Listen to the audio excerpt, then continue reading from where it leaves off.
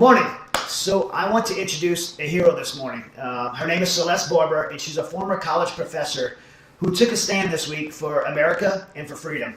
Now, she did this in response to a decision made by Santa Barbara's Community College Board of Trustees. Their decision was to ban the Pledge of Allegiance from its public meetings.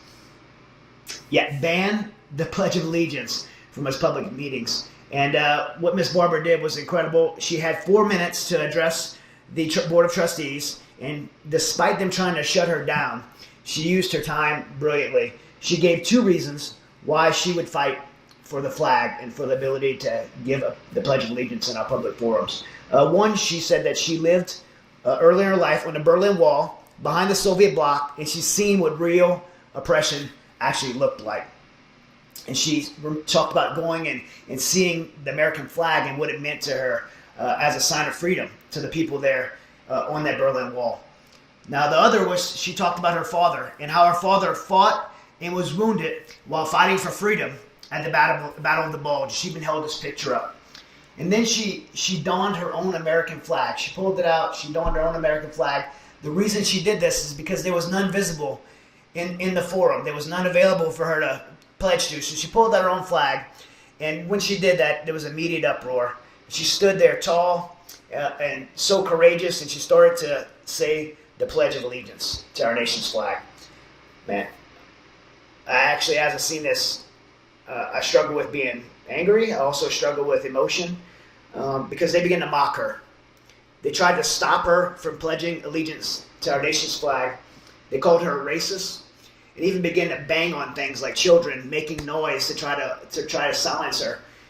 But with tears in her eyes and her voice cracking, she pressed on, and she beautifully pressed on to continue to pledge allegiance to our nation's flag. And I want you to take a look at this little clip of her video. Because the flag is hidden,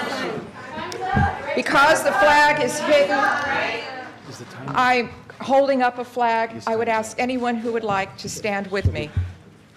I pledge allegiance to the flag of the United States of America and to the republic for which it stands, one nation, under God, indivisible, with liberty and justice for all.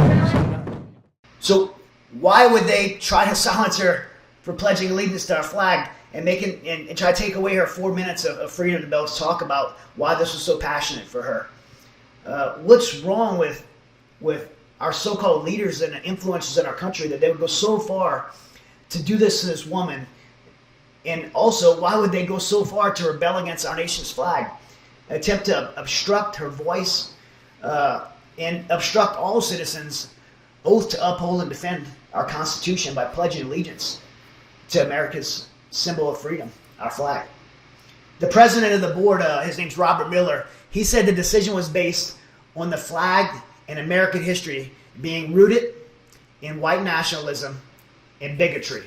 So I don't know if Mr. Miller and the rest of the Board of Trustees and those yelling in the background have ever left Santa Barbara, but it sounds like Ms. Barber has when she was in Germany. It sounds like Ms. Barber's father has left America too and seen oppression on the battlefield as he was at the Battle of the Bulge, and he was wounded in action there. Now, while Ms. Barber has and her father has, and I don't know if Mr. Miller or the Board of Trustees has ever left Santa Barbara or American soil. I have, and many of my fellow warriors has as well. I've been a few places around the world. I'll tell you about a few. I've been to Africa. I've been to Pakistan. I've been to Afghanistan. I've been to Kuwait. And that's just to name a few. I've been to a lot of places. And I'll tell you this.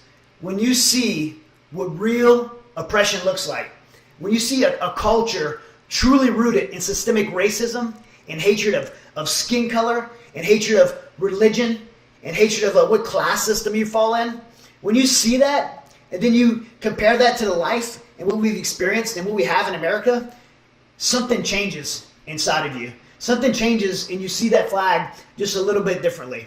And then when you see Americans, not just defend America, when you see American military warriors, black, white, Hispanic, Asian, Christian, Muslim, you name them, America has them. When you see them all come together and put their very lives on the table of freedom to fight to liberate, not just America, but to fight to liberate the truly oppressed people around the world, the people in these countries that can't defend themselves. They can't stand up and defend themselves. They need someone to do it for them. When you see Americans do that and give their lives at times to do that, something changes inside of you. And you look at those colors, that red, that white, and that blue, and that waving flag in the breeze. I know when every time I see that, especially in my latter years after my time overseas, when I see that flag waving in the wind, a chill goes down my spine.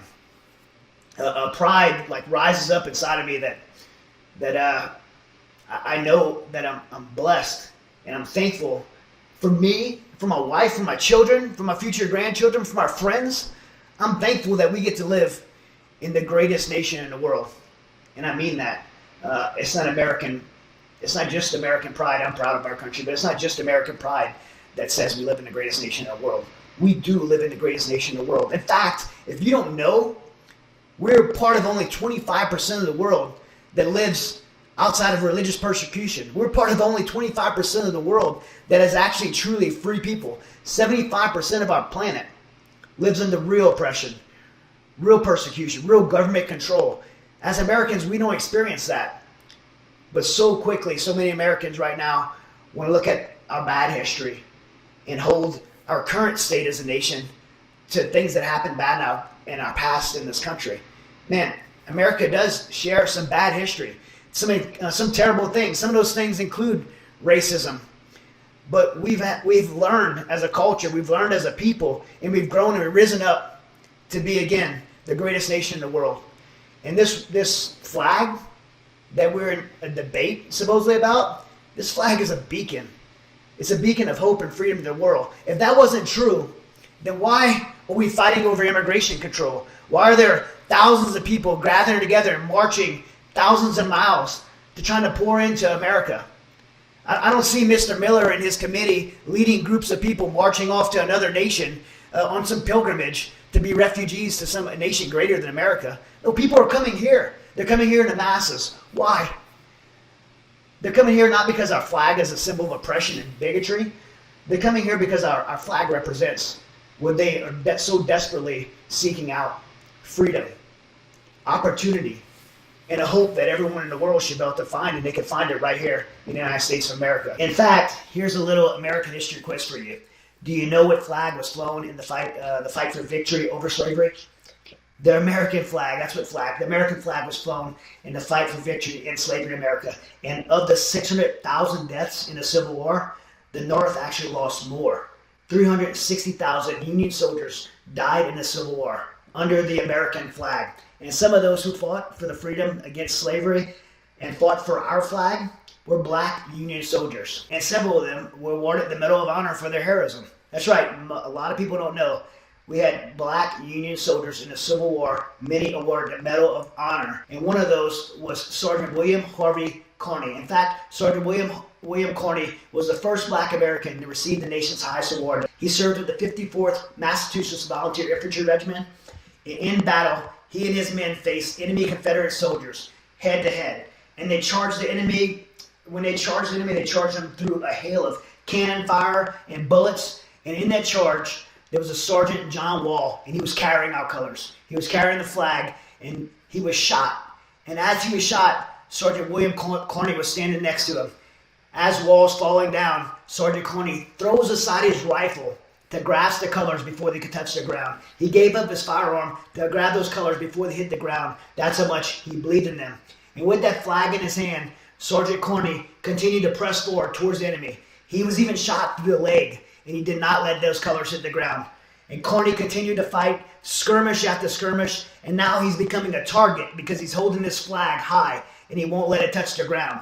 And the Confederate soldiers are after him. They're attacking him. He refused to let it hit the ground, even as he advanced through chest-deep water. It said he rolled the colors onto the flag and held it above his head while he was in chest-deep water.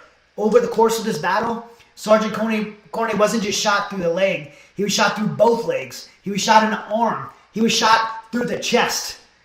And he never quit moving forward. He never let that flag touch the ground. When the battle actually ended, his fellow warriors, they start cheering for him and clapping for him and praising him. But before he collapsed, among the other wounded, Sergeant Carney took that flag and he planted it upright in the ground. And he had this to say. He said, "Boys, I only did my duty. Our flag never touched the ground." That's because of brave heroes like Sergeant Carney who understand and fought for the freedoms that our flag stands for. America ended slavery amongst this nation when most nations around the world still embraced it. That flag to Sergeant Carney meant something. It meant something so much that he was willing to die to keep that flag from touching the ground. He understood that those colors weren't the colors of oppression. Those colors were a symbol of freedom, and a freedom that he was willing to lay his life down for, and a freedom that we still have in America today.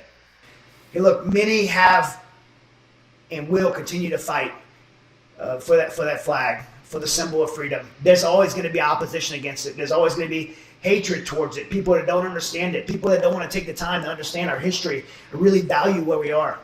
And this week, I was so proud to see one of those people that are fighting for it in Miss Barber. I was proud to see her stand up tall and against opposition and stand up and fight and to preserve what's so sacred in our country.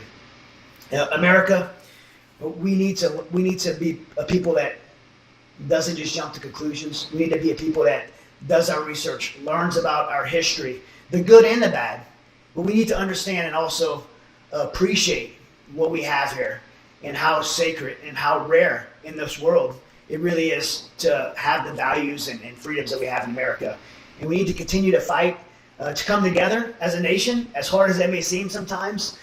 We need to fight to come together as a nation. And we need to fight to hold what is sacred, and that's our freedoms. I know I appreciate our freedoms. Being a Christian, I appreciate my freedom of religion, which is a rare thing in the world. I appreciate being in a place that my kids have the opportunity to go forth and fulfill their dreams and ambitions and be able to raise their own children, my future grandchildren, in a country that has the safety and security of freedom in America. And I want to see that preserved. And I think in order to see that preserved, we need to be able to look at amazing patriots like Miss Barber, who's willing to stand up in the face of people who are going to mock her and ridicule her, and stand up and do what's right, and be able to stand there and hold that American flag, that symbol of freedom, and pledge allegiance and oath to uphold and defend the Constitution of the United States of America. I believe that, and though many others do, I'm not alone. And I'm so thankful for generation after generation of patriots who continue to stand in this fight. God bless.